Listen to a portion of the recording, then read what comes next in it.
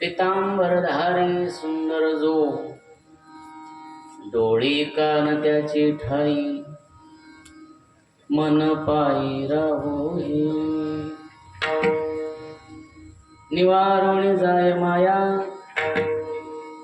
ऐसी छाया जयाची डोळी कान त्याची ठाई मन पायी राहोई तुका म्हणे समध्यान तेहे चरण सुकुमार डोळे कान त्याची ठाई मन पायी राहोई विठ्ठल विठ्ठल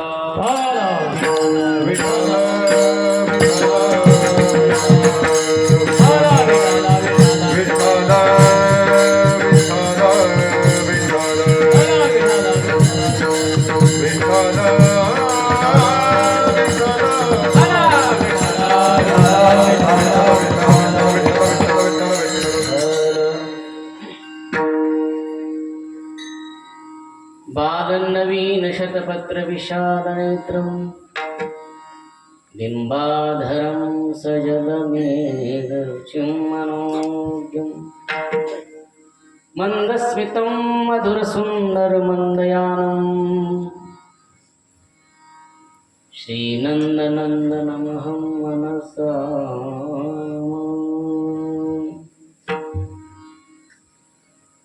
कृष्णाय वासुदेवाय हरये परमात्मने प्रणतक्लेशनाशाय गोविन्दाय नमो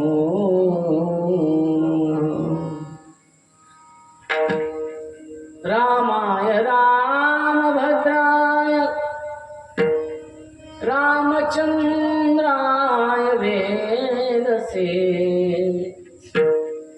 रघुनाथाय नाथाय सीतया पतये नमः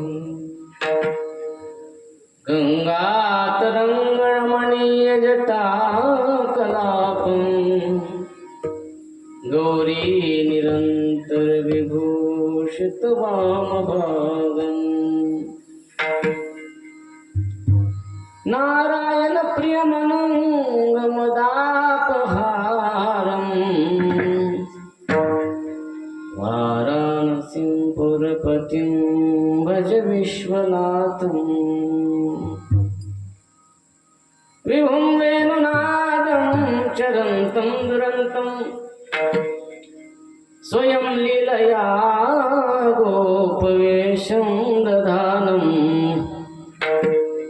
गवावृन्दकानन्दनं चारुहासं परब्रह्मलिङ्गं भजे पाण्डुरङ्गम् मङ्गलभवन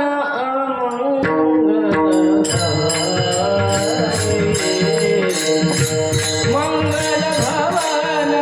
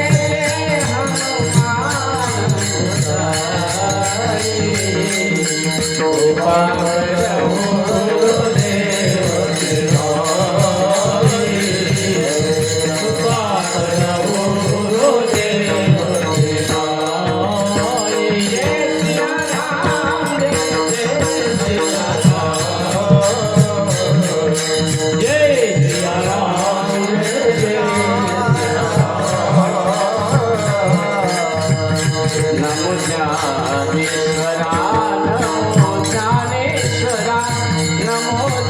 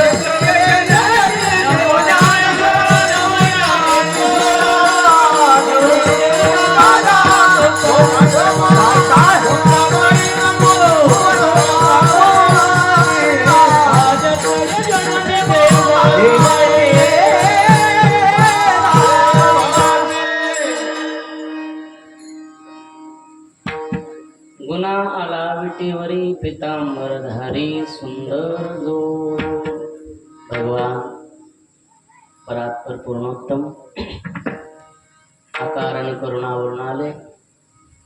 दीनबंधू दीनानाथ भक्तवांचा कल्पतरू भगवान श्री पंढरीनाथाच्या कृपेनं भगवान श्री गजाननाच्या पावन सानिध्यामध्ये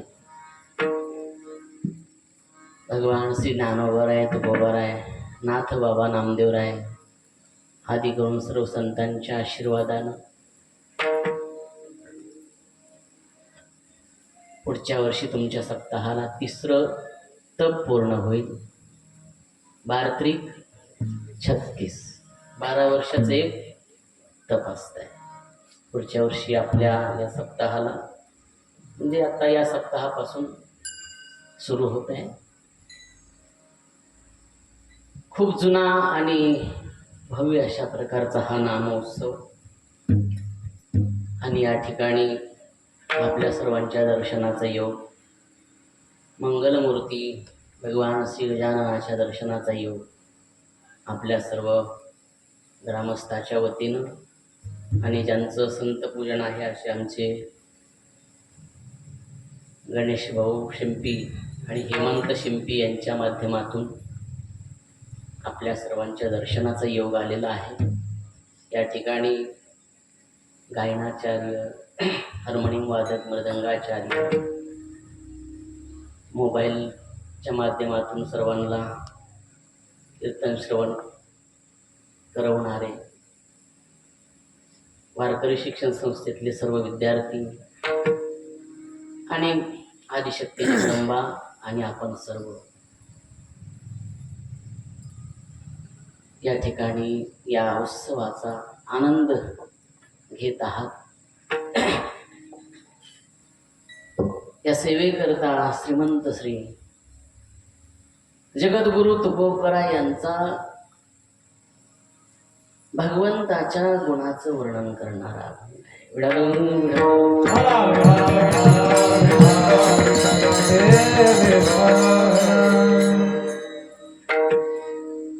दुसरा दिवस आहे सेवेचा.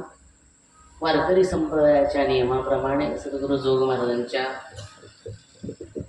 संस्थेच्या नियमावलीप्रमाणे पहिल्या दिवशी रूपपर, नंतर ध्यानपर, असं भगवंताचं ध्यान गुण रूप असं 2 दिवसामध्ये आपण पंढरीनाथाचं चिंतन वर्णन करू शकतो.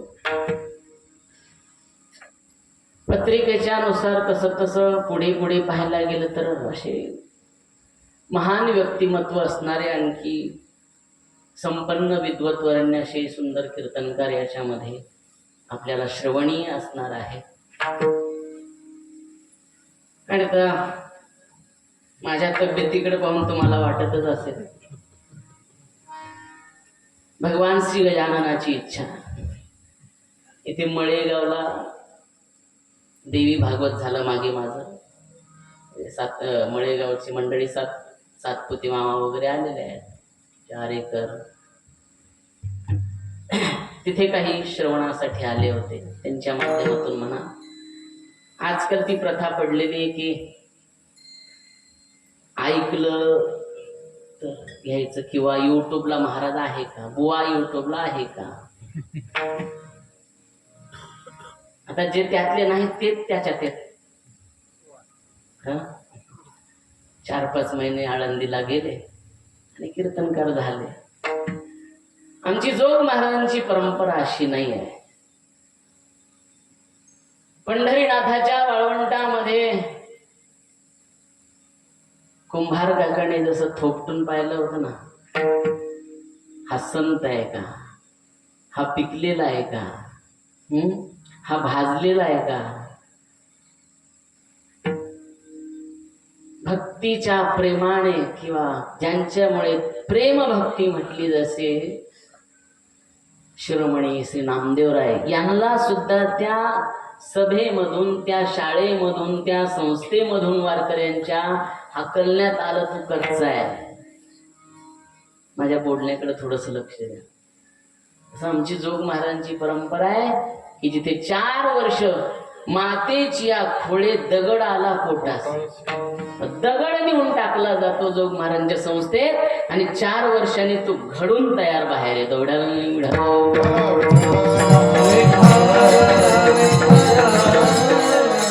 जसं दगडाला ठोकून तयार करतात तसे आमच्या जोग महाराज संस्थेचे शिक्षक आहेत, त्यांना पगार नाही आहे, विद्यार्थ्यांना फी नाही आहे, अशी ती संस्था आहे. उद्या ज्यांचं कीर्तन तुम्ही श्रवण करणार आहे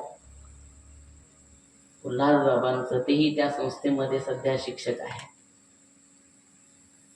अशी परंपरा आहे आणि त्यांच्यामुळे या परंपरेमध्ये या ठिकाणी उभा राहण्याचं योग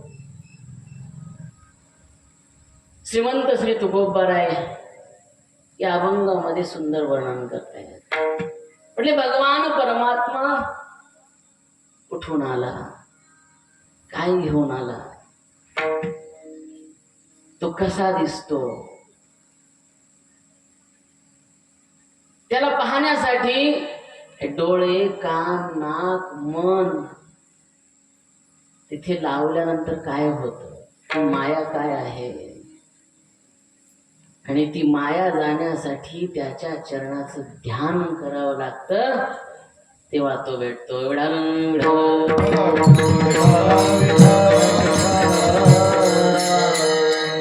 तुकोबाराय म्हणतायत, गुणा आला विटीवरी, तो कुठून आला, तो कोण आहे, तो निर्गुण अशा प्रकारचा आहे. भगवान परमात्मा हा निर्गुण आहे, न दिसणार आहे, रंग नहीं रूप नहीं बरोबर आहे. तो न दिसणार आहे, त्याला रंग नाही, रूप नाही, अशा प्रकारचा आहे. म्हटले न दिसणारा तो परमात्मा. भगवान शुकाचार्य जेव्हा निर्गुण ब्रह्माची उपासना करत होते, निर्गुण ब्रह्माची तपस्या करत होते, त्यांना सगुण देव माहित नव्हता. सगुणाचे उपासकच नाही आहेत ते. पण ज्या वेळेस 18,000 श्लोकाची संहिता तयार झाली, त्याच्यामधले श्लोक ऐकले, मी पुढे सांगेल कदाचित, विचार, तो निर्गुण आहे.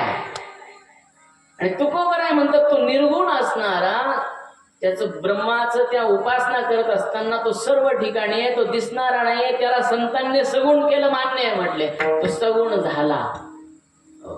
भगवान श्रीराम प्रभू सगुण आहेत, भगवान श्रीकृष्ण परमात्मा सगुण आहेत, पहिले निर्गुण होते. म्हटले हे कुठून आले, तर अनेक संतांचं अनेक वर्णन आहे. म्हटले तू वैकुंठाहून इथे आला, होतावर संतांनी खाली आणला म्हणजे वैकुंठाहून पंढरीला आला, किंवा म्हटले द्वारकेहून आला. कोणी म्हणतंय द्वारकेहून आला, आणि कोणी म्हणतंय गोकुळाहून आला. सर्वांचं मान्य तो आला वैकुंठातून, पण जन्म घेतला त्याने गोकुळामध्ये आणि वाढला द्वारकेला. पण या अनेक ठिकाणी राहिल्यानंतर तू आला पंढरीला, पंढरपूरला आला. कोणी आणला, वारकरी संप्रदायाचे शिरोमणी आहेत पुंडलिकराय. नामदेवराय तर म्हणतात युगे 28, म्हटले 28 युगापासून तो पंढरीनाथ पंढरीला येऊन उभा आहे. युगे 28 विटेवरील उभा. ज्ञानोबराय म्हणतात तो आजकालचा नाहीये, तो नव्हे आजचा. युगे 28च्याही पलीकडे तो आहे, त्याच्याही अगोदरपासून तिथे आलेला आहे. पुन्हा मग नामदेवराय म्हणतात जेव्हा नव्हते चराचर तेव्हा होती. अरे या मृत्यू लोकामध्ये, या पृथ्वीवरती जेव्हा चर आचर काहीच नव्हतं तेव्हा पंढरपूर आहे, आणि तेव्हापासून तो पंढरीनाथ आहे, तो विठ्ठल आहे. बर, तिथे आला. कोणी आणला? तर पुंडलिकाने आणला. का आला?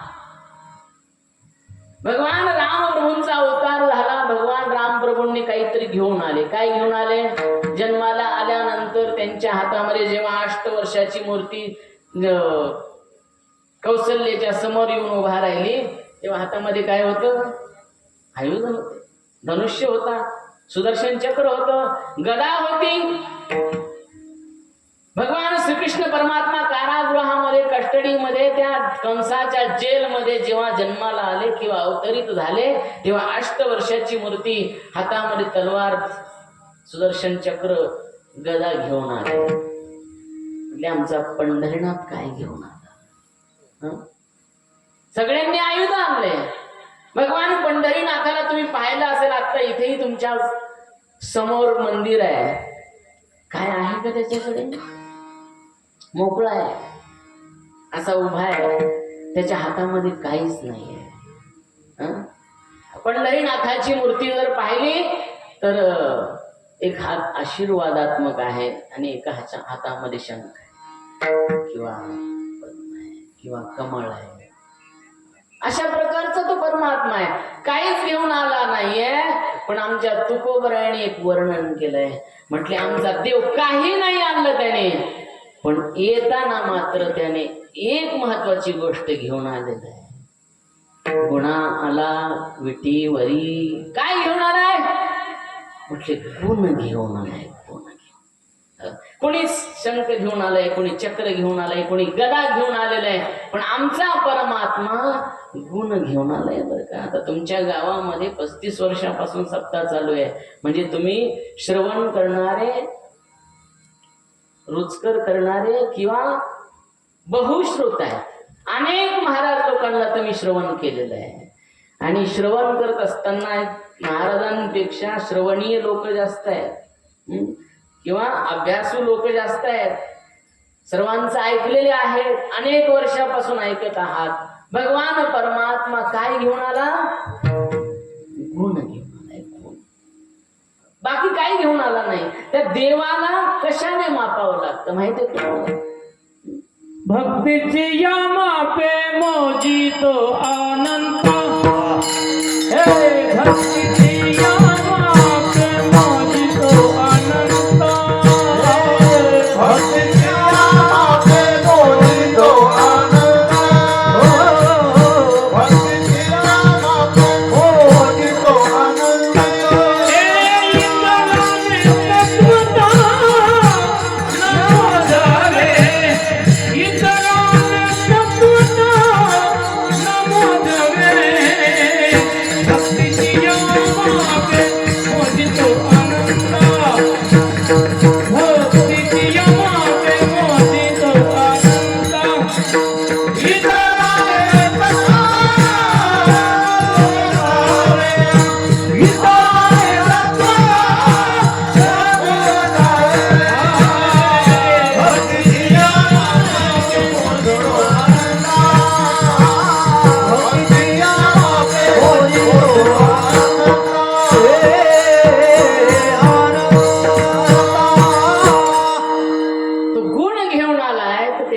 कसे मोजायला पाहिजे? गुण म्हणजे महाराजांनी प्रमाण दिलं.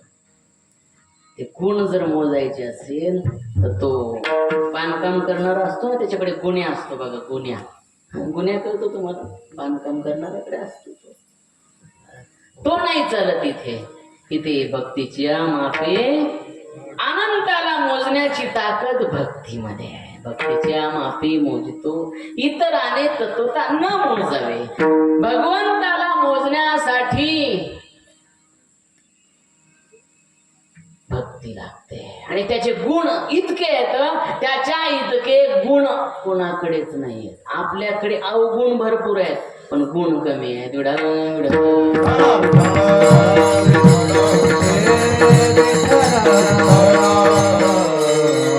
माणसं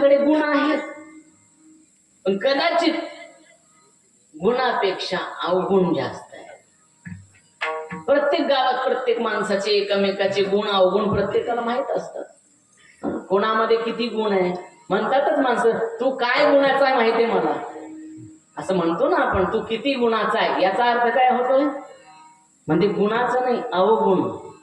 तुझ्यात किती अवगुण आहेत हे मला माहितीये, तू सांगू नको.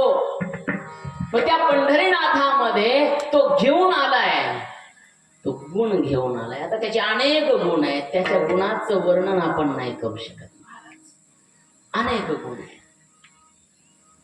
त्याच्या अनंत कथा आहेत त्या गुणाच्या. हरी अनंत, हरी कथा अनंत, अनंत गुण आहेत त्याच्यामध्ये. त्याच्या इतका गुणवान या जगामध्ये कोणीच नाही आहे. तो गुणवर्य, जसं गुरुवर्य आहे ना तसं गुणवर्य म्हटलं जातं भगवंताला. त्याचे अनेक गुण आहेत, तर मी 4-5 गुण तुम्हाला सांगेल. त्याचे गुण इतके आहेत महाराज, त्या गुणामुळेच आपण त्याला देव म्हणतो. ऐका, यशस्वी औदार्य ज्ञान वैराग्य ऐश्वर्य हे 6 गुणवर्य वसती चेत म्हणून तो. त्याला भगवंत का म्हणायचं, तर त्याच्याकडे अनेक गुण आहेत, तो अनेक गुणाने संपन्न आहे आणि त्या गुणामुळे त्याला देव म्हटलं जातं. अनेक गुण आहेत, तर त्याच्यामध्ये 6 गुण तुम्हाला सांगतो. त्या गुणामध्ये त्याला देव म्हटलेलं आहे. नाथ बाबांनी नाथ भागवतामध्ये त्याचं वर्णन, त्याच्या गुणाचं वर्णन. तो गुणातीत आहे. धनी न पुरे गुण गाता. आपण नाही बोलू शकत, त्याच्या गुणाचं वर्णन नाही करू शकत. भगवान पुष्पदंत वर्णन करत असताना महिन्यामध्ये म्हणतात, असित गरी समंस्यात कज्जलम सिंधु पात्रे सुरतरुवर शाखा लेखणी पत्र मुर्वी लिखती अधिगृहीत्वा शारदा सर्वकालम तदपि तव गुणानामीश पारम नया. पुष्पदंत लिहितात, आसित गिरी समंस्यात कज्जलम सिंधु पात्रे तदपि तव गुणानामीश पारम नयाती. त्याच्या गुणाचं वर्णन आपल्याच्याने होऊ शकत नाही. मीश पारम नयाती म्हटले किती आणखी गुण भरपूर आहेत, तर काहीतरी सांगा. तर मग सांगितले तुम्हाला, ऐका यशस्वी, त्याच्याकडे यश इतकं आहे की त्याच्यासारखं यश कोणाकडेच नाही. या जगात सर्वात यशवान तो आहे. तुम्हाला वाटत असेल आपण यशवान आहेत, आपल्याकडे थोडस यश दिलेलं आहे त्याने, थोडस यश दिलंय. सर्वात मोठा यशवान तो आहे. त्याच्यासारखं यश या जगामध्ये कुणाकडेच नाही आहे. तो कधीही त्याच्या जीवनात अपयशी झाला नाही. 2 वेळा झाला. तो फक्त भक्ता करता आणि ब्राह्मणा करता. ज्या वेळेस महाभारताचं युद्ध होणार आहे आणि तो जातो कौरवांकडे, अर्जुनाला जाताना म्हणतो समजून घ्यायचे. भीमाला विचारतोय समजून घ्यायचंय. जर त्याला राग आला असता तर त्या सभेमध्ये सर्व कौरव संपवले असते, पण अर्जुनाला, भीमाला, धर्माला, सहदेवाला, नकुलाला यांना यश द्यायचं होतं म्हणून माघारी आला. त्या सभेमध्ये त्याचा अपमान झाला तरी सुद्धा त्याने तो सहन करून तो मागे आला. आणखी जरासंध आहे, कंसाचा सासरा. हा असुर नाही आहे बरं, पण असुराचा ससुर आहे. लक्षात येते? हा कोण होता? हा असुर नव्हता, पण असुराचा ससुर होता, म्हणजे कंसाचा सासरा. ज्या वेळेस भगवान परमात्म्याने 17 वेळेस याला हरवलं, त्यावेळेस त्याने हजारो ब्राह्मण बसवले असे आणि म्हटले मी आता इथून जाणार आहे त्या देवाला, त्या कन्हैयाला युद्धासाठी बोलवणार आहे. जर मी माघारी आलो नाही जिंकून तर तुम्हाला ओढवीन, तुमचं मरण आहे. मग त्या ब्राह्मणांनी संतांनी पाठ केले की देवा याला जिंकव बाबा, नाही तर आम्ही जाऊ. त्या ब्राह्मणांसाठी हा पळून गेला. त्याला रणछोड राय म्हणतो आपण. पळून गेला तरी महाराज त्याला भगोडे कोणी म्हणत नाही. युद्धामधून पळून गेल्यानंतर आपण काय म्हणू? भगोड आहे. पण तो देव आहे, त्याला आपण रणछोड राय म्हणतो. तो कधी न अपयश घेणार आहे म्हणून भगवान म्हणतात किंवा ज्ञानोबराय म्हणतात, ऐका यश आणि श्री. त्याच्या इतकी स्त्री कोणाकडे नाहीये. स्त्री म्हणजे लक्ष्मी, संपत्ती. सगळ्यात श्रीमंत या जगामध्ये कोण आहे? देव आहे. आणि ज्याच्याकडे संपत्ती आहे ना जास्त जास्त, काही लोकांना उगाचच वाटतं आमच्याकडे खूप पैसा झाला. महाराज त्याने थोडीशी कृपा केली आहे म्हणून तुमच्याकडे पैसा आलाय. आणि तुम्ही जर तो चांगल्या मार्गाने जर कमवला असला तर, जर तुम्ही इकडून तिकडून कमवला असला तर तुम्हाला लगेच आत टाकतात. तुमच्या मागे ईडी लागल, ईडी लागल, काडी लागल, तुमचं वाटोळं होईल. म्हणून सन्मार्गाने कमवा. ईडी पाठी मागे लागेल अशा मार्गाने कमवू का. देवाने तुमच्याकडे यश दिलंय, कष्ट करा आणि कमवा. तो यशवान आहे.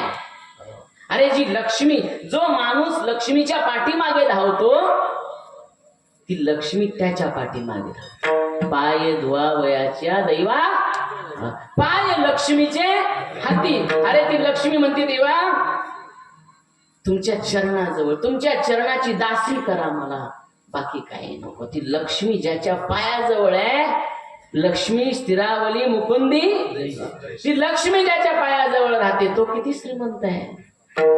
आपल्याकडे थोडासा पैसा आला तर आपण उड्या मारतो. महाराज हे जगात कोणीच श्रीमंत नाही, सगळ्यात श्रीमंत तो आहे. या रावणाला सुद्धा वाटत होतं सगळ्याकडे 14 चौकडे ज्याचं आयुष्य आहे. लंके माझी घरे किती ते आहे का. सांगत असे संख्या नामदेवराय वर्णन करतात. शुद्ध कांचनाची 7 कोटी, 7 कोटी घर ज्याच्याकडे सोन्याची, आपल्या नुसत्या पळ्याचेच गळ्यात, तरी हवेत पडतो. पळ्या, त्या पळ्या कधी काढून देतील हे पण कळायचं नाही. आणि त्या मेल्यावर तुमच्या बरोबर पण येणार नाही.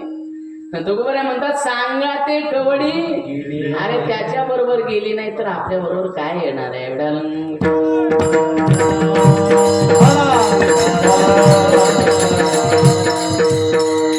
ऐका यश, स्त्री आणि त्याच्यासारखं औदार्य या जगात कुणाकडे नाही. बरं खूप औदार्यवान आहे तो, खूप उदार आहे. उदार तू हरी, आईसी कीर्ती चराचरी. त्याच्या पोवाड्याची महाराज तिन्ही लोकांमध्ये पोवाडे गातायत, गरजतायत. त्याच्यासारखा उदार औदार्य असणारा देव नाही आहे. सगळ्यात उदार आहे.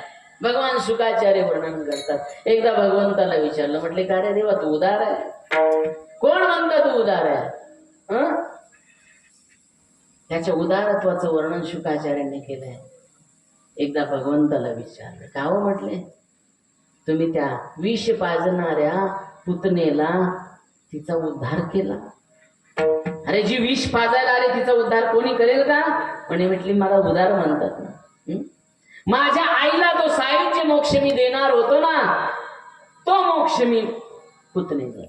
अहो बकियो स्तन कालकूटम जिघांसया पाये दप्य साध्वी लेभे गतिम धात्रिचितांत तोन्यम कमवा दयालुम शरणं भजेम. भगवान श्री ज्ञानोबरायांनी भागवत केव्हा वाचलं सांगता येत नाही, पण या श्लोकाचा अर्थ ज्ञानेश्वरीत लिहिलाय. अहो बकियम स्तन कालकूटम, हा श्लोक ज्ञानेश्वरीत पाहतो. सगळ्यांच्या पाठच होईल. तुवा सनकालिकाचे निमाणे सायुज्य सौरसुदी धरा पुधने जी विषाचे निस्तन बाणे, जी विष घालून पाजून मारण्यासाठी आलेली आहे तिला सायुज्य मोक्ष. सायुज्यता तिसी देने गया, सायुज्यता तिसी देने गया.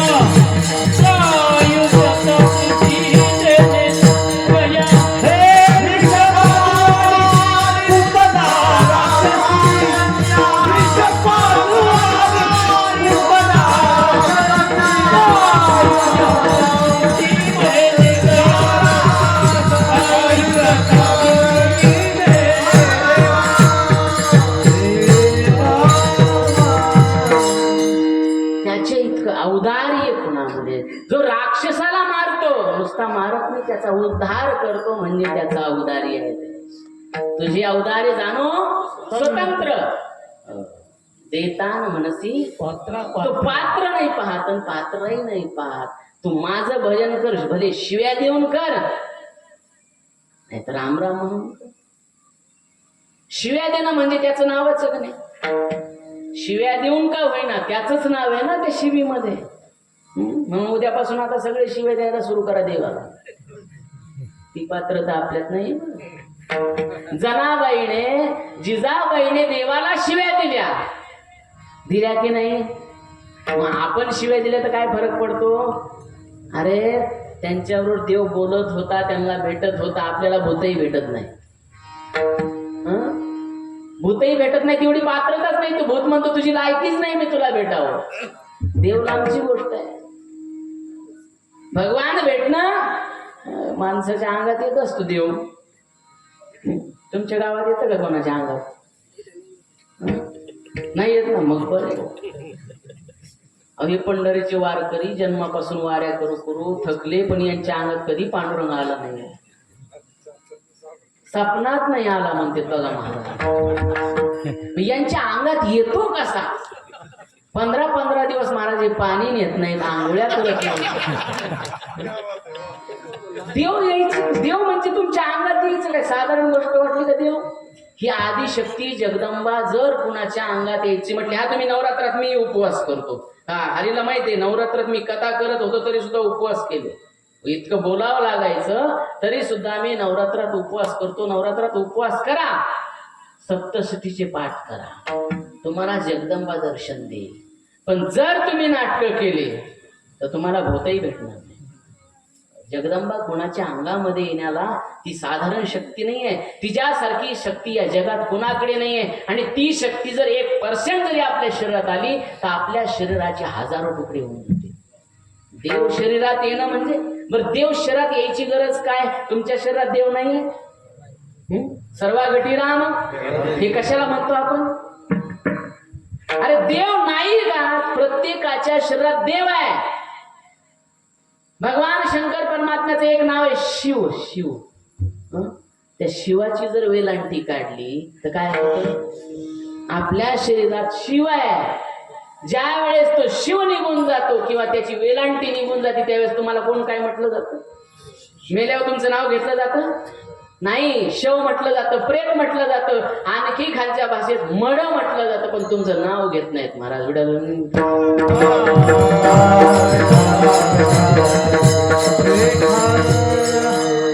या शरीरामध्ये भगवान जिथपर्यंत आहे तिथपर्यंत शिव तत्व आहे. तत्व आहे तिथपर्यंत याला तुमचं नाव दिलेलं आहे. ज्यावेळेस तो निघून जाईल आणि तो सर्वांमध्ये सर्वा गटी राम तो सर्वांमध्ये आहे. बाबा गोस्वामीजी बरोबर हरि व्यापक सर्वत्र समाना. हरि व्यापक सर्वत्र समाना. प्रेम से प्रगट होई जाना.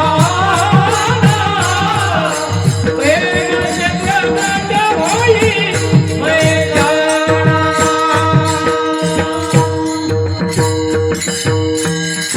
सर्व ठिकाणी आहे. एको देवो सर्व उदेश गुण. हरीची या दासा हरी. सगळीकडे देव आहे पण माणसाला माणसात देव दिसत नाही. ही शोकांतिक आहे.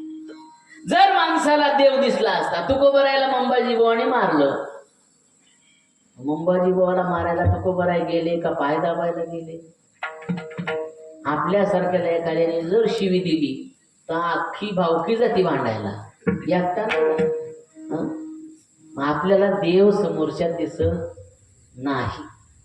आपली पात्रता आणखी तिथपर्यंत पोहोचलेली नाही आहे. म्हणून तो परमात्मा सर्व ठिकाणी आहे. त्याच्यामध्ये औदार्य आहे. तो सर्वांना जन्माला घालणार आहे, सर्वांचा विनाश करणार आहे, सर्वांचं पालन करणार आहे.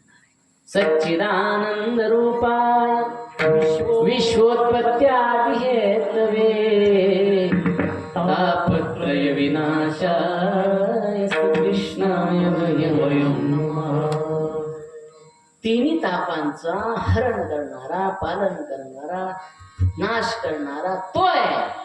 आपल्याला जन्माला घालणारा, संहार करणारा तो परमात्मा आहे. त्याच्याकडे औदार्य आहे. त्याच्यासारखं औदार्य या जगात नाही आहे.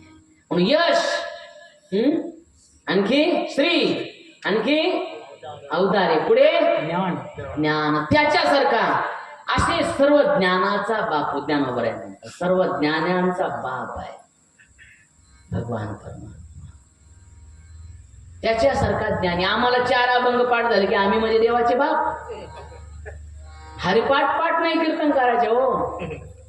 काकडा जाऊ द्या, हरिपाठ पाठ नाही, लगेच कीर्तन करतायत. भगवान परमात्मा त्याच्यासारखं ज्ञान या जगात कोणाकडे नाही आहे. सर्व ज्ञान त्याच्यामध्ये. त्याच्यापासून हा ज्ञानाचा सागर आहे. महाराज आमच्या ज्ञानोबरायला काय म्हटलंय? ज्ञानाचा सागर सखा माझा. ज्ञानोबराय किती लहान आहे, किती लहान आहे, पण आज जगाची आई आहे. त्यांच्याकडे ज्ञानाचा सागर आहे. ज्ञानदेव म्हणतात, ज्ञानदेव देतो, ज्ञान देतो तो. ज्ञानाचा ईश्वर आहे. ज्ञान ईश्वर असे ज्ञानोपर आहे. मग देव किती ज्ञानी असेल? तो ज्ञानी आहे, सर्वोत्तम आहे. त्याचं थोडस ज्ञान आम्ही थोडस चिंतन करण्याचा प्रयत्न. म्हणून अहंकार नाही झाला पाहिजे. पुढे हे ज्ञान, त्याच्या पुढे वैराग्य. वैराग्याच्यासारखं वैराग्यवानही कुणी नाही आहे जगात. आपल्या वैराग्यात, आपलं वैराग्य म्हणजे स्मशान वैराग्य, मरकट वैराग्य. माकड पावसाळा आला की म्हणतो घर बांधलं पाहिजे. पावसाळा संपत येतो तरी घर बांधत नाही. उन्हाळा हिवाळ्यात वाटतं काय करायची, घराची गरज. पुन्हा पावसाळ्यात म्हणतो घर बांधलं पाहिजे. याला काय म्हणायचं? मरकट वैराग्य. त्याच्या पुढे आणखी एक वैराग्य जे आपल्याला होतं रोजच. गावातला कोणी गेला आणि हा मसनवाट्यात गेला की यालाही वाटतं इथंच यायचंय, सगळ्यालाच मरायचंय. पण बाहेर आला की विसरून जातो. महाराज आमचे भगवान शंकर परमात्मा काय लावतात अंगाला? स्मशानातली राख लावतात, चिताभस्म. आपण काय लावतो? कोणची पावडर वापरता? ब्युटी पार्लर मध्ये जातो, मेकअप करतो. कुठं? शेवगावला जातो, मेकअप करतो आणि माघारी येऊस तर काळा पडतो. काय उपयोग त्या मेकअपचा, त्या पावडरचा? स्मशानात जा आणि तिथली राख लावा. स्मशानेश्वा क्रीडा स्मरहर पिशाचा सहचरा चिता भस्मालेख प्रगटींद्र करोटी परिकरः अमंगल्यम शीलम तव भवतु नामैव मखिदम तथापि स्मर्त्रीनां वरद परम मंगलमसी. अरे स्मशानातली राख लावली तरी आमचा देव सुंदर दिसतो. कर्पूर गौरव करुणावतारम संसार सारम भुजगेंद्र. राख लावली, आम्ही किती नटलं तरी सुंदर दिसत नाही हो. एक म्हातारी आजी बाजारात गेली. आज बाजार होता ना इथलं कुठलं तरी, गावातलाच होता. बर गेली आणि एका दुकानदाराकडे गेली. हे म्हटले मला आरसा दाखव चांगला. काय म्हटली? आरसा दाखव. पण कसा आरसा चांगला कसा असतो? ही होती 80 वर्षाची, सगळ्या तोंडावर सुरकुत्या पडलेल्या, तोंडात दात राहिला नाही. आणि असं बघितलं तोंड. तुला म्हटलं ना चांगला दी जरा. अरे म्हटला म्हातारे तुझ्या गौऱ्या मसनात गेल्या, तो थोबाड दिसायला नीट नाही, आता आरसा दुसरा कुठला चांगला देऊ तुला? आरसा आहे तोच आहे, आपलं स्वरूप बदललेलं आहे. ती घोंगडी बदलायची वेळ आलेली आहे, तरी आपण आरशात बघतो. त्याच्या इतका सुंदर या जगात कोणी नाहीये. पण तो राख लावतो महादेव. का? अरे म्हणजे सगळ्यांना इथेच यायचंय, सगळ्याची राखच होणार आहे का? तुमचं सोनं होणार आहे का? आमचं सोनं होणार आहे? राख. आपल्या गळ्यातलं सोनं असलं तरी ते काढून घेतात आणि मग राख करतात तुमची.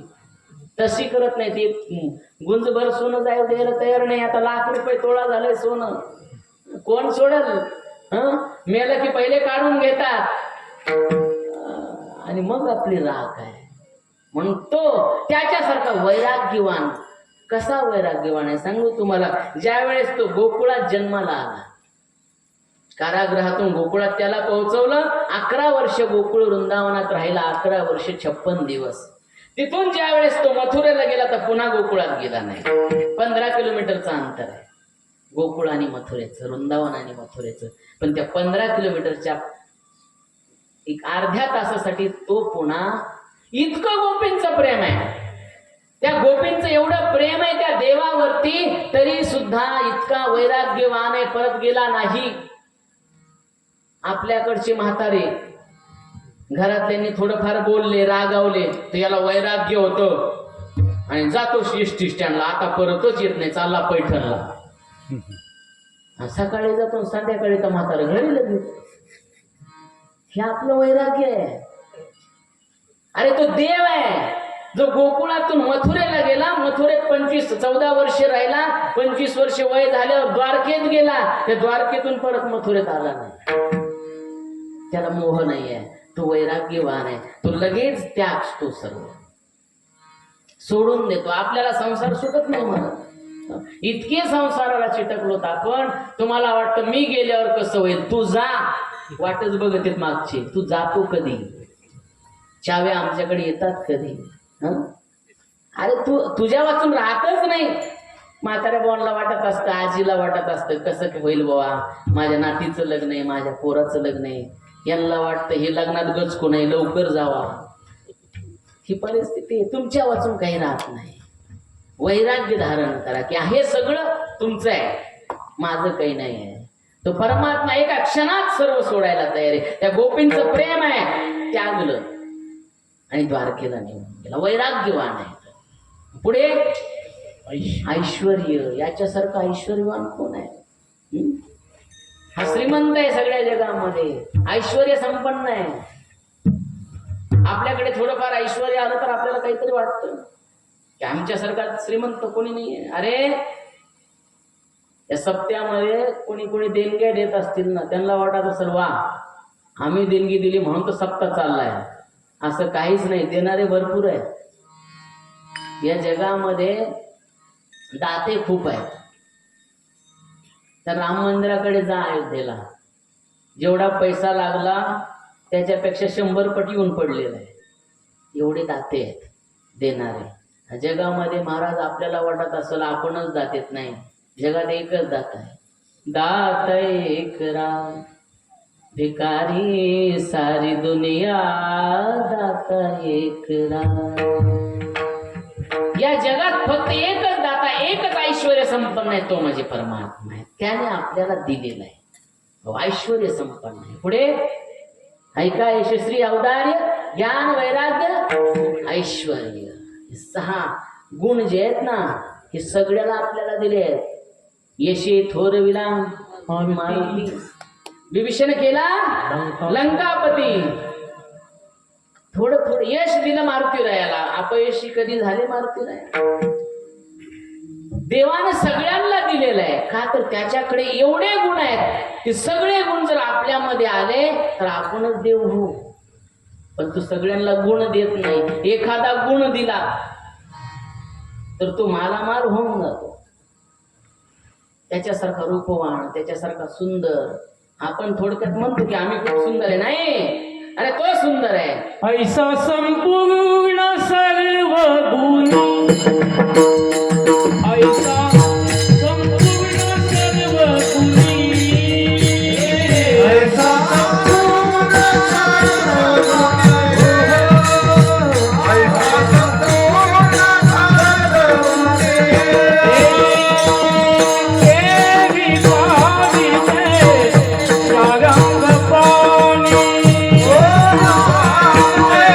सारंग पाणी, विष्णुदास नामा कवित से विनवनी, विष्णुदास नामा कवित से विनवनी. मुक्ती चरणी त्यांचिया, मुक्ती चरणी त्यांचिया, दुर्लभ दाता. तारा हे गुणाला वाटोळे तारा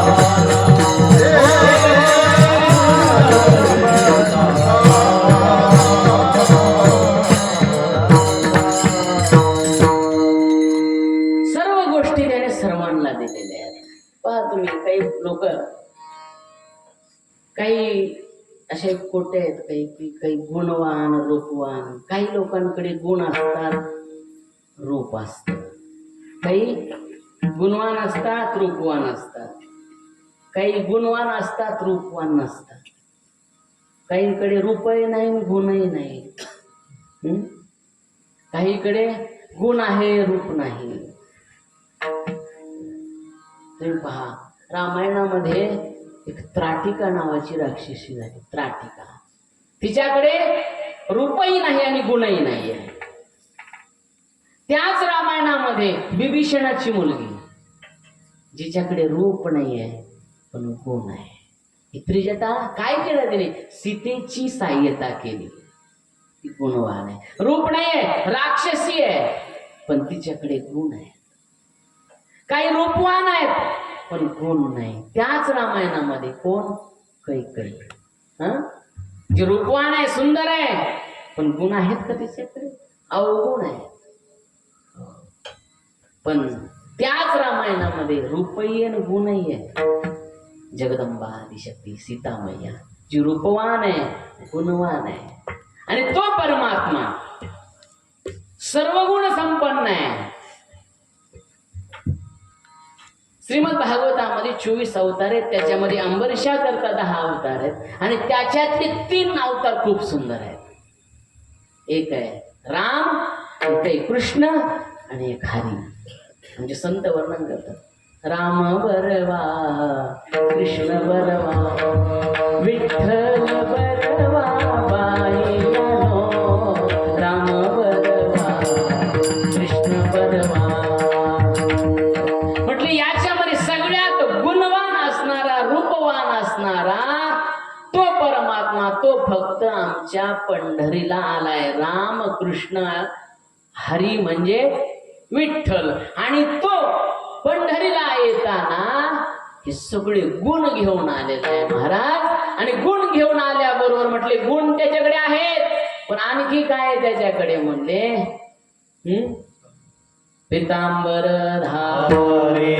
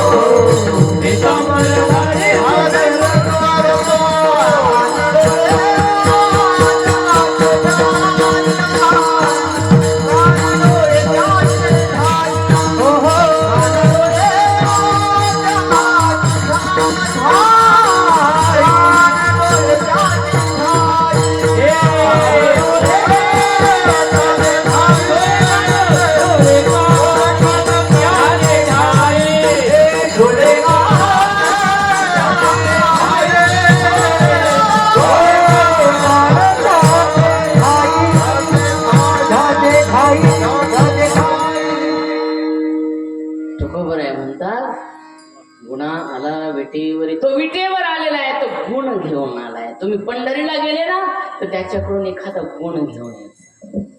हा? गुण घेऊन, तो गुण देण्यासाठी आहे ते. संसारात गेले ना तर माझ्या गुणाचं अवलोकन करा. मला त्याच्याकडे गुणाची काही कमी नाही.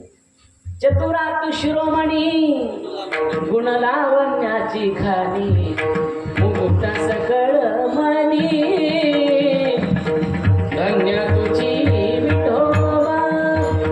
चतुरा तू शिरोमणी, गुण लावण्याची खाणी. त्याच्याकडे गुणाच्या लावण्याच्या खाणी आहे. ते गुण घ्या. माणसाने गुण घेण्याचा प्रयत्न करावा. म्हणून तुकोबाराय म्हणतात तो आलेला आहे, जो निर्गुण आहे तो आलेला आहे. वैकुंठाहून आलाय म्हणा, गोकुळाहून आलाय म्हणा, द्वारकीहून आलाय म्हणा, तो आलेला आहे. तर तो आलेला आहे गुण घेऊन तुम्हाला देण्यासाठी. गुणा आला विटेवरी. मग म्हटले तो आलेला आहे, विटेवर उभा आहे, पण तो दिसतो का सुंदर? पाहिला तुम्ही कधी पांडुरंगाला? तो सुंदर आहे का? देव सुंदर आहे का? हा? अरे संतांनी असं वर्णन केलंय, खाईचाची काळा अनादी बहु काळा. अरे तो काळा आहे, कोण म्हटलं सुंदर आहे? महाराज काय लोक वर्णन करतात, सावळी सुंदर रूप मनोहर. महाराज या सावळ्या रूपासाठी सगळ्या संतांनी लावण्याची खाणी तुझी निडळी कोटी चंद्रप्रकाश, त्याच्या इतका सुंदर कोणी नाही आहे. आणि त्याने जर तो शाल ओढली ना, तो शेला अंगावर टाकला ना, तो पितांबर जर अंगावर टाकला तर आणखी सुंदर. रूप सावळे सुकुमार, रूप सावळे सुकुमार,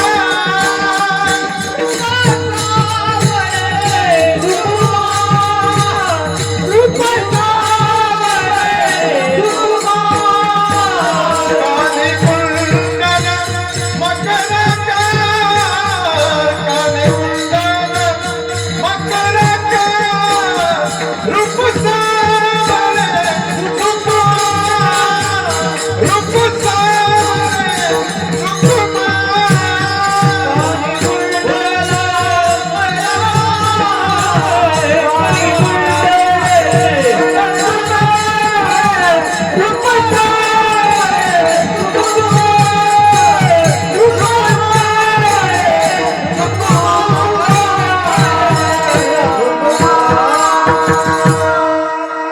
त्याचं जे रूप आहे ना ते भगवान शंकर परमात्म्याला आवडतं. राम नाम,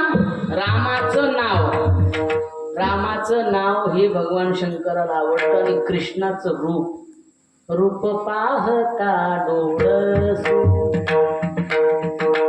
सुंदर पाहता गोपवेशू, महिमा वर्णिता महेशू, तेणे मस्तकी वंदिला, रूप पाहता डोळसू. म्हटले ज्याने मस्तकावरती वंदन केलंय त्याला भगवान शंकर परमात्मा त्याच्या रूपाला पाहिले. पण तो कोण आहे म्हणतात, तो गुण जरी घेऊन आला असला तर नुसता गुणयुक्त नाही तर तो सुंदर आहे. पितांबरधारी सुंदर जो, त्याच्या पितांबरामध्ये अनेक गुण आहेत. स्वगत सच्चिदानंद मिळोनी, शुद्ध सत्व गुणी विनली रे, षडगुण कोंडे रत्न जडित तुझ, श्याम सुंदर शोभली रे, कान्होबा तुझी घोंगडी सांगली रे. त्याच जे सुंदर अशा प्रकारचं पितांबर आहे ना त्याला षडगुण गोंडे आहेत, षडगुण गोंडे. आणि हे श्याम सुंदरा ते तुला शोभले. त्याला घोंगडी म्हणा, त्याला पितांबर म्हणा. त्या पितांबराचे 3 उपयोग सांगतो, सेवा संपवतो, आपला वेळ संपलेला आहे. त्या पितांबराचे काही उपयोग आहेत. त्याने पितांबर का ओढला? आता आपल्या इकडे ओढणी काय कामाला आणतात? ओढणी ओढतात. ओढणी कळते? कंटाळा जर आला तर फाशी घ्यायला. दुसरा काय उपयोग आहे त्याचा? एका महाराजाने कटाळला बिचारा आणि म्हटला आता एका बाबळीच्या तडाखाली गेला. म्हटला याच उपरण्याने कंबर बांधित होतो, याच उपरण्याने फाशी घ्यायला. अरे का फाशी घ्यायला दिले? तो अध्यात्मामध्ये आलास, पण भक्ती करतोय, अभ्यास केलाय, याने फाशी घ्यायची? तुझा उपयोग काय शिकून? जर अध्यात्म कळालं नाही, ज्याला अध्यात्म कळालेलं नाही तो फाशी घेईल. ज्याने चिंतन केलेलं नाहीये तो फाशी घेईल. जो ज्ञानोबाराच्या दारात राहतो आणि जो तिथे जाऊन चिंतन करत नाही त्याला फाशी घेण्याची वेळ येते, म्हणजे तो अभ्यासच केला नाही. अरे फाशी घेतल्यानंतर कुठे जाणार आहेस तू? नरकात जाणार आहे का स्वर्गात जाणार आहेस? हे उपरणं कंबर बांधायला दिलंय का फाशी घ्यायला दिलंय? देवाने सांगितलं माझं जे पितांबर आहे ना, याच्यापासून मी अनेकाचे प्राण वाचवले. देव या उपरण्याचं, या पितांबराचे 3 उपयोग केले देवाने. एक केला रस्ता झाडायचा. देवाचं बघा, देव कसा आहे, किती मोठा आहे. त्याला अजिबात अहंकार नाही. संतांच्या चरणाची रज त्यांनी पुसून काढतो. संत जर येणार असेल तर धावत चालती मागे मागे त्यांच्या चरणाची रज घेतो किंवा रस्ता झाडून काढतो आपल्या उपरण्याने. पहिला उपयोग. चरणीची रज वंदीशुळ पाणी. तो भगवान शंकर परमात्मा संतांच्या चरणाची रज घेतो, पण आमचा पंढरीनाथ आपल्या उपरण्याने संतांचे रस्ता झाडतो. दुसरा अवतार अशा प्रकारे घेतलेला आहे पितांबरासाठी. भगवान परमात्म्याने म्हटले मी माझ्या पितांबराचा उपयोग भक्ताला हवा करण्याकरता. ज्यावेळेस अंबरीश ऋषी स्वतः भगवंतासाठी दळण करायचे, चक्की पिसायचे, तर भगवंताने यावं त्याला हवा घालावी. का? तर म्हटले तू माझी भक्ती करतो, मी तुझी करतो. तू माझ्यासाठी भक्ती करतोयस, माझ्यासाठी भोजन बनवण्यासाठी दळण करतोय, तुला घाम आलेला आहे तर मी तुला घाव येऊ नये म्हणून हवा घालतोय. आणि तिसरा उपयोग भगवान परमात्मा करताय, जेव्हा द्रौपदीला वस्त्रहरण चालू आहे द्रौपदीचं, तेव्हा त्याने काय केलं? आपला पितांबर सोडलं. का? अरे भीष्माचार्य द्रोणाचार्य म्हणतात अरे 999 साड्या संपल्या आणि आता जो येतोय तो पितांबर आहे, त्याला जर हात लावला तर जळून भस्म होशील, सोड. 1000वा होता तो पितांबर आणि त्या पितांबराला जर दुःशासनाने हात लावला असता तर जळून भस्म झाला असता. हो, भक्ताच्या रक्षणासाठी त्याने तो पितांबर वापरलेला आहे. हा पितांबर साधारण नाहीये त्याच्यापासला. भक्तांचा चरण दाबण्यासाठी, चरणरज धूळ पुसण्यासाठी, त्याला वारा करण्यासाठी आणि त्यांचं रक्षण करण्यासाठी पितांबर धारी सुंदर जो. त्याने महाराज पितांबर समजून गोधड्या पण पांघरल्या जनाबाईच्या. जनाबाई संत का झाली? तर त्या तो जो पितांबर आहे तिच्या कुटियामध्ये विसरून आला आणि तिची वाकळ घेऊन आला म्हणून जनाबाई आपल्याला माहिती झाली. म्हणजे आपल्या वाकडीचं कोणी नाही विचारत, पण जनाबाईची वाकड पांडुरंगाच्या खांद्यावर कशी काय, तशी भक्ती जनाबाईची आहे. म्हणून तुकोबाराय म्हणतात तो गुण घेऊन आलाय आणि तो पितांबर घेऊन आलेला आहे. तो इतका सुंदर आहे, पितांबरधारी सुंदर जो. आणि तो परमात्मा गुणातीत आहे, सुंदर आहे. त्याला जर पाहायचं असेल तुम्हाला तर डोळे कान त्याचे ठाई, मन पायी राहो हे. तो सुंदर आहे, पण तुम्ही तुमच्या डोळ्याला, तुमच्या कानाला आणि तुमच्या मनाला सवय लावा. माणसाला महाराज चांगलं पाहायची अजिबात सवय नाही. आपले डोळे काय काय पाहतात, आपले कान काय काय ऐकतात, आपले मन. तुकोबाराय म्हणतात माझं मन सांगू तुम्हाला, त्याला पाहिल्याबरोबर रूपी जडले लोचन, पायी स्थिरावले मन, देह भाव हरपला, तुझं भाव वेदना. म्हणजे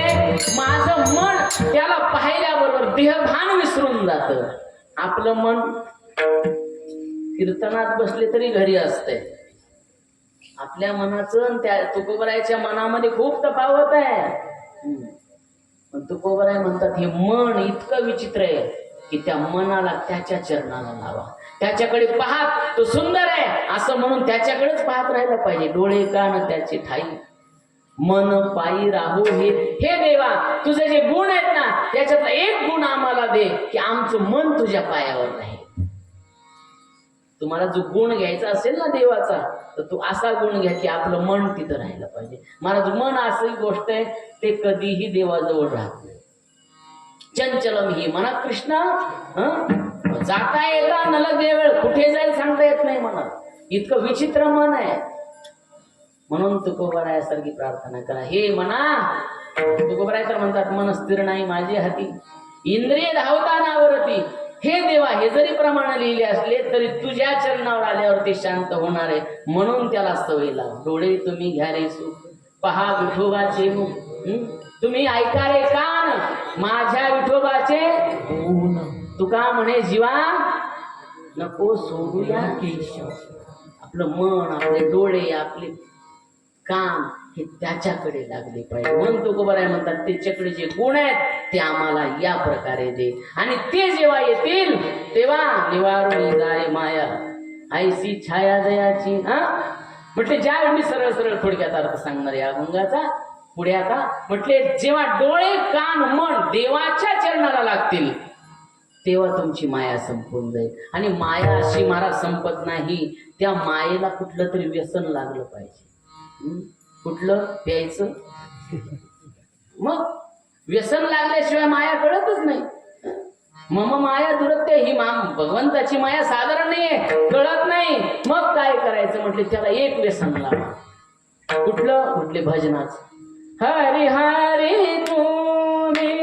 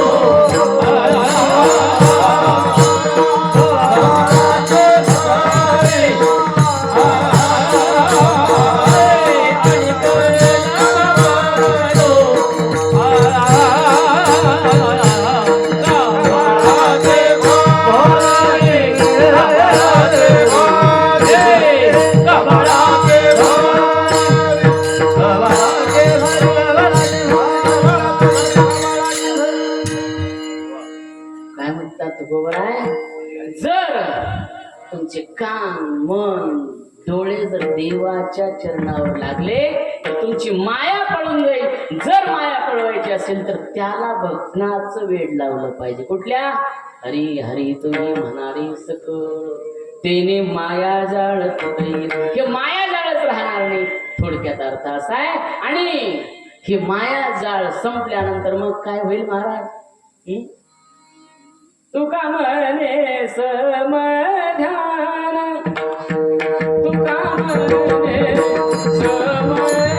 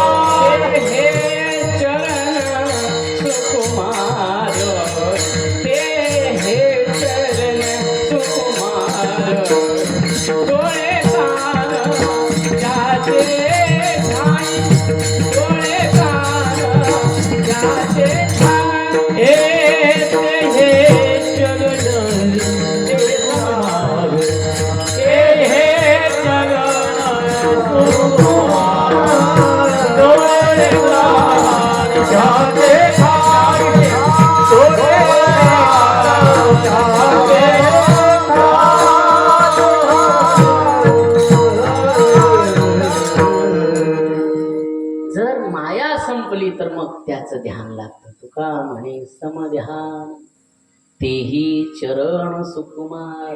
भगवान परमात्मा सम आहे, त्याचे चरण सम आहेत, त्याचे हात सम आहेत आणि समविटीवर उभा राहिलेला आहे.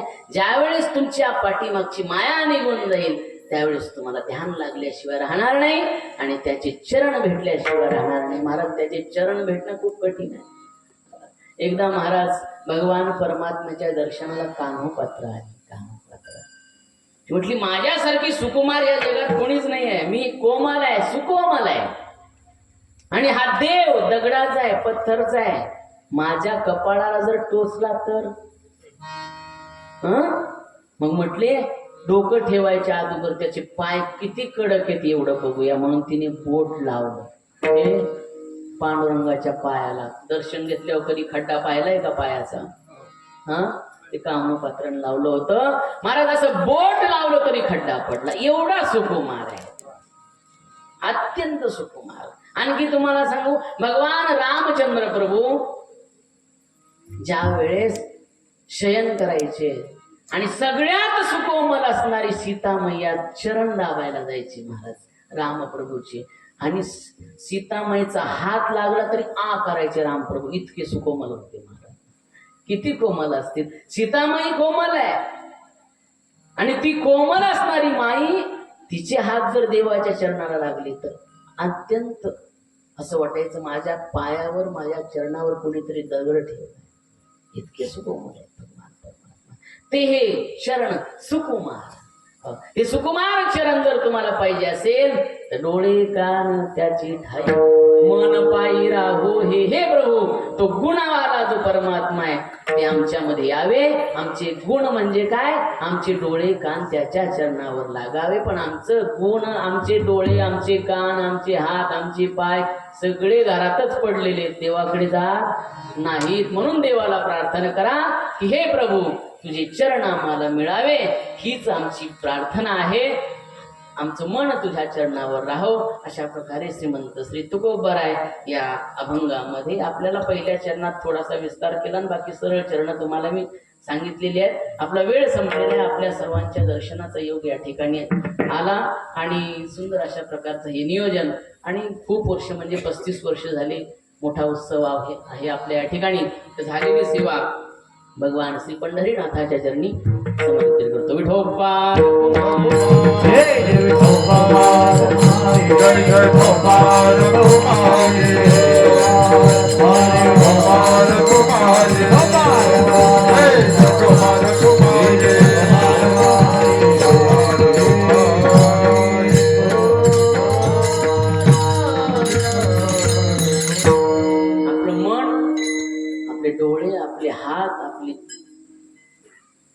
मुख भगवंताच्या चरणाला लागावं अशी प्रार्थना करतो. आणि सर्वांनी सुंदर अशा प्रकारे हात वरती करून भजन, तुम्हाला डोळे कान पाय हात सगळे देवापर्यंत न्यायचेत का नाही? मग सगळे चांगल्या मनाने सुंदर भजन करा. श्रीराम जय राम जय जय राम. श्रीराम जय राम जय जय राम. तुम्ही नका म्हणू, हे म्हणतील फक्त टाळे वाजवून. हा, भोजन वगैरे व्यवस्थित झाले? पंक्तीवाले कुठे आहेत? जेवलेत ना सगळे? जेवलेत का मागचे? का पहिल्या दिवसापासून मौन धरलंय तुम्ही आता सप्ताह उस्तर? तसं काही नाही ना? तिकडे टिकून बसलेले मंदिराच्या तिकडे तिकडे मागे हा हा हा आहेत का? बर बर, बोला. श्रीराम जय राम जय जय राम. श्रीराम जय राम जय जय राम. श्रीराम जय राम जय जय राम.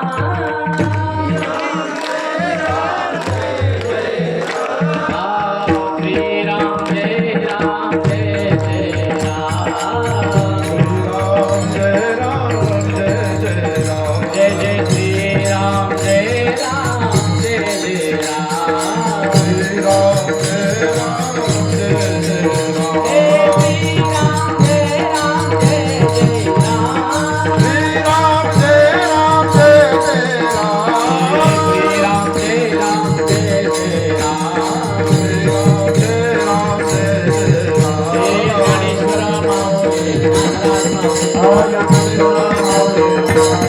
महाराज